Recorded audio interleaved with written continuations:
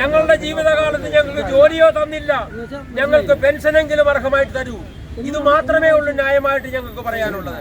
ഇത് ആത്മാർത്ഥതയോടെ ഞാൻ പറയട്ടെ പ്രിയ മിത്രങ്ങളെ, നിങ്ങൾ അമേരിക്കയിൽ പോലും ജോലി ചെയ്താൽ, നിങ്ങൾ ഇന്ത്യക്കാരനാകട്ടെ അമേരിക്കക്കാരനാകട്ടെ എവിടെയും ആയിക്കോട്ടെ, നിങ്ങൾക്ക് പെൻഷൻ ലഭിക്കും. ഇവിടെ മാത്രമേ ഉള്ളൂ ഇതില്ലാത്തത്. ഇത് നടപ്പാക്കാൻ കഴിയും.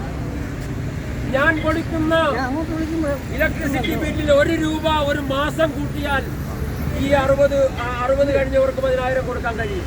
ഇച്ഛാശക്തിയുള്ള ഒരു ഗവൺമെന്റ് ഉണ്ടെങ്കിൽ ഇത് നടപ്പാക്കാൻ കഴിയും. 1 ഇന്ത്യ 1 പെൻഷന്റെ പ്രശസ്തി എവിടെയാണെന്ന് അറിയാമോ? ഈ തെരഞ്ഞെടുപ്പുകളിൽ 3000 തരാം, 2500 തരാം, 5000 തരാമെന്നൊക്കെ പറഞ്ഞത് ഞങ്ങൾ നിലവിളിച്ചത് കൊണ്ടാ.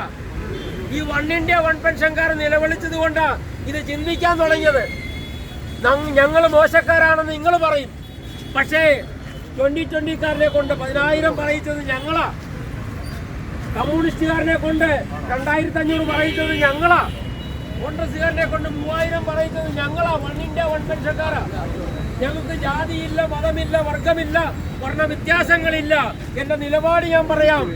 ബന്ധിക്കുവാൻ എനിക്കാവില്ല 4 ചുമരുകൾക്കുള്ളിൽ മനുഷ്യബന്ധങ്ങളെ. ബന്ധിക്കയില്ല ഞാൻ എന്നിലെ മനുഷ്യനെ, ബന്ധിക്കയില്ല മതമെന്ന ബന്ധനച്ചരണിൽ ബന്ധിക്കില്ല ഞാൻ എന്നോട് സ്വതന്ത്രത. പിന്നെന്ത് ചെയ്യും? വെറുപ്പെന്ന കാർമേഘത്തെ വെടിഞ്ഞു എനിക്ക് മുകളിലൂടൊന്ന് പറക്കണം.